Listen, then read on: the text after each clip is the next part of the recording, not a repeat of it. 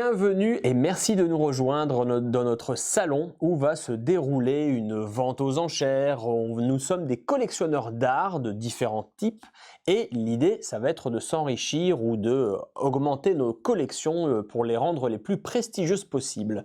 Dans Great Split, nous allons donc devoir faire des choix et proposer à nos voisins des parties de notre collection à échanger, et sachant qu'ils vont nous en rendre aussi une partie, et l'idée va falloir de faire des choix judicieux justement en splittant, donc en séparant notre paquet en deux parties pour justement essayer d'augmenter au mieux les valeurs de notre collection. On voit ça un peu plus en détail.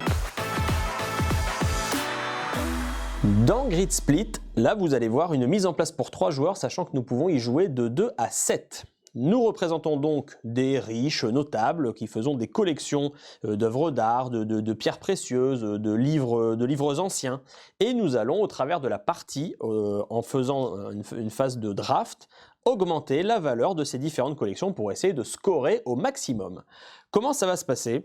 À chacune des manches, nous allons piocher des cartes dans les paquets respectivement de niveau 2, de niveau 3. Forcément, plus la partie va avancer, plus les cartes que nous allons avoir seront prestigieuses et nous permettra d'augmenter d'autant plus fortement la valeur de nos collections. Une fois que nous avons les cartes en main, nous allons devoir faire un choix. Nous allons devoir faire le fameux Great Split, c'est de séparer notre paquet en deux et le suggérer à notre voisin de gauche. Nous avons pour ça une carte à mettre au milieu de notre paquet, ce qui symbolisera la séparation. Nous le glissons dans le pochon prévu à cet effet et on le soumet à notre voisin de gauche. Notre voisin de droite fera de même, il séparera son paquet en deux. Hop, on va ici prendre comme exemple, au travers de ces cartes, cette séparation-ci. Clac, il va nous soumettre ce paquet. Et à partir de là, nous allons faire le choix de prendre telle ou telle ressource en fonction de l'orientation que nous voulons prendre pour essayer de scorer un maximum. Au début de la partie, nous avons chacun un personnage qui nous représente, qui va créer une légère asymétrie, car il va avoir un démarrage sur une des ressources différentes par rapport aux autres joueurs. Là, ici, par exemple, c'est 3 diamants. Ce personnage-ci, c'est 3 livres anciens.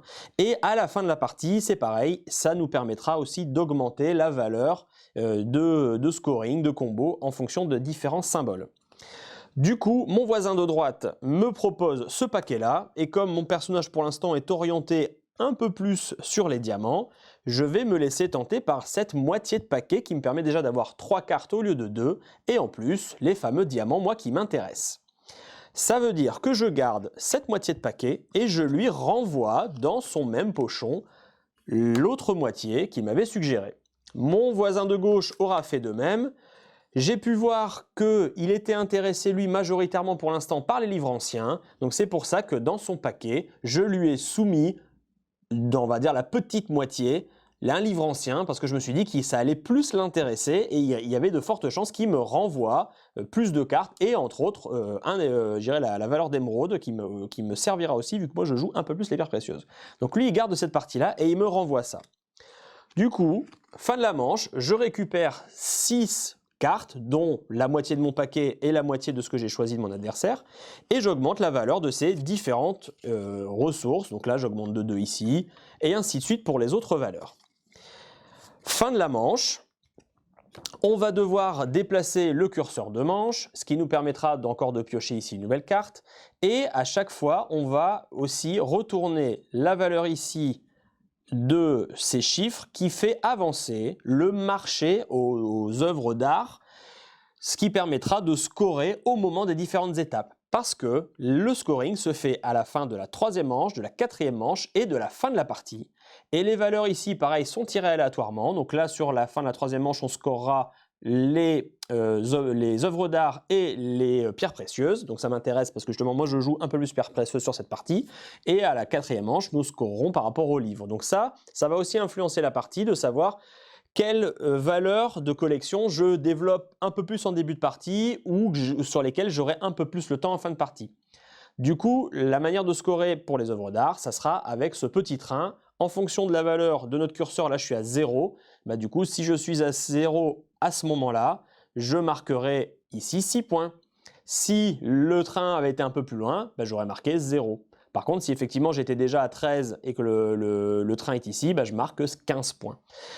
Typiquement, c'est ce genre d'exemple qu'on va pouvoir avoir sur les mécaniques diverses et variées pour scorer dans Great Split. Mais mécaniquement, le principe de base, c'est les cartes que l'on reçoit ou qu'on réalimente d'une manche à l'autre avec les cartes qu'on pourra piocher sur les paquets respectifs, nous permettront de faire ce fameux split et de proposer à notre adversaire, sur lequel forcément on aura un œil assez averti et critique, de son développement pour augmenter les chances de récupérer la bonne moitié qui nous intéresse. Et c'est là tout le sel du jeu, c'est est-ce qu'il va me renvoyer cette moitié-là ou est-ce qu'il va prendre l'autre. Voilà, donc tout ça fait qu'au fur et à mesure des manches, au bout de la 7e manche, la partie se termine, de la 6e pardon, parce que je regardais 7, mais au bout de la 6e manche, la partie se termine, et selon la valeur qu'on aura augmentée et le scoring qu'on va faire, parce que les cubes du bas, c'est les multiplicateurs, les cubes du haut, ce sont les différentes valeurs qui combotent aussi, parce que quand on augmente par exemple l'or, ça nous permet d'augmenter gratuitement sur d'autres pistes et ainsi de suite. Donc les choix et la stratégie de développement, et forcément d'une partie à l'autre, elle changera et on devra s'adapter justement entre ce que nos adversaires voudront bien nous proposer, ce qu'on aura, le héros qu'on a au début de la partie. Donc tout ça, ça permet effectivement d'avoir une partie vraiment très très riche et surtout avec une édition très propre et je dirais assez classe, hein, parce que chaque plateau est vraiment individuel avec le pochon correspondant, avec l'iconographie qui est reprise dessus. Donc c'est vraiment très très soigné et agréable à jouer pour une très belle partie de Great Split. Voilà, vous savez maintenant à peu près comment une partie de Great Split se passe. Globalement, voilà, c'est le choix de comment on va splitter notre paquet en deux qui va vraiment déterminer l'orientation de notre stratégie et ce qu'on va pouvoir y faire.